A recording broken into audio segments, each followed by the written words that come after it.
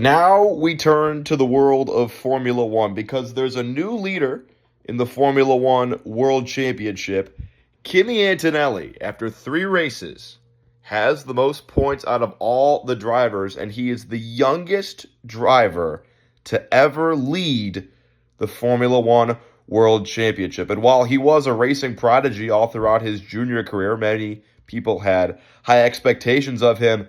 Not a lot of people thought he would be making this much progress this early in his career because at the start of the season, after the first race, everyone thought this was George Russell's championship to lose, and he might just lose it to his teenage teammate. And to understand the dynamic going on right now within the Mercedes garage, it's worth it to look back at the previous seasons and see how Kimi Antonelli got to where he is right now. So, in 2024, 2 years ago, the bombshell of all bombshells drops in the Formula One community. At the time, Mercedes driver Lewis Hamilton will be leaving Mercedes in favor of Ferrari to start the 2025 season. Lewis Hamilton, arguably the greatest driver of all time, was the face of Mercedes for a decade. He won 7 world championships there. Everyone knows the numbers from Lewis Hamilton. So going into the 2025 season, it means 2 things for Mercedes. One, George Russell is now the face of Mercedes. He was the secondary driver behind Lewis Hamilton, but showed a lot of promise, and now he is going to be the main driver at Mercedes. He is going to be the star of the show there. But more importantly, Mercedes now has a seat open. And where do they turn to fill that second seat? They turn to an 18-year-old Kimi Antonelli, who had been dominating the junior ranks. He killed it in Italian Formula 4, killed it so much to where he skipped Formula 3 entirely, went straight to Formula 2, had a pretty solid season there. He was Mercedes' test driver during that time.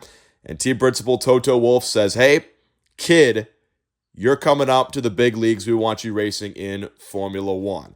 So he's going to sit behind George Russell. He's going to sort of learn the ranks of Formula 1 and kind of get his feet wet during his rookie season.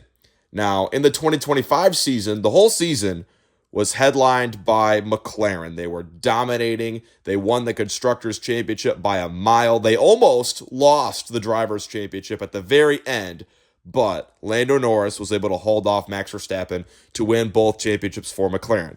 But in the background, George Russell put up a very solid season. He won 2 races in Canada and in Singapore. He was the only driver not from Red Bull or McLaren to win a race in 2025. He really showed out and took a huge step forward. And in the background behind him, Kimi Antonelli showed promise of having a very good Formula One career and also showed that he was an 18-year-old at times. You know, he got on the podium a couple of times, and he also got into a few pretty bad crashes and finished near the back of the pack a couple of times. It was a mixed bag for him, but ultimately, for an 18-year-old, he had a pretty solid season. He finished 7th in the World Championship, not too shabby. And so going into 2026, he's looking to make an even bigger step forward. Now, also going on in the background during 2025, McLaren was so dominant, it was clear that no one was going to catch them in 2025. During the 2025 season, Mercedes spent the majority of their time, at least in the factory, preparing their car for 2026. Because this year there are a lot of new regulation changes within Formula One. The cars are half electric now. They got rid of DRS, which was you could open the back flap of your rear wing and it would give you less drag down the straight. They replaced that with a sort of battery electronic speed boost.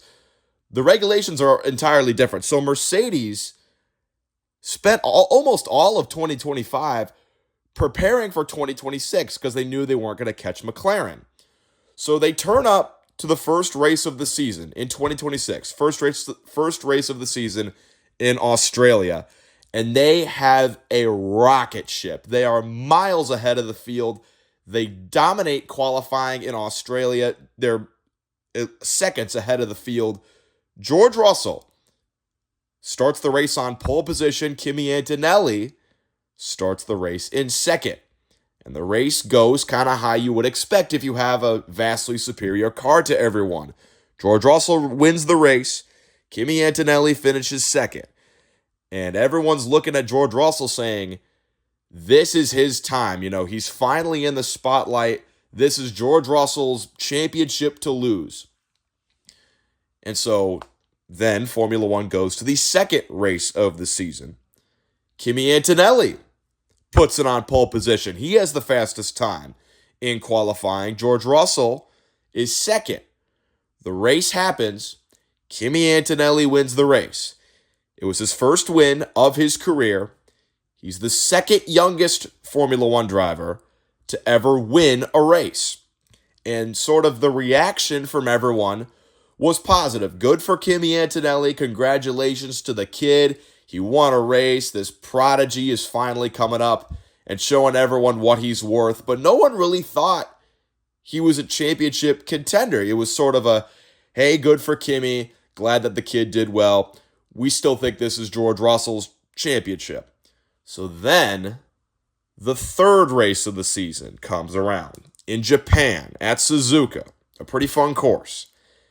Kimi Antonelli puts the car on pole position again and wins the race again.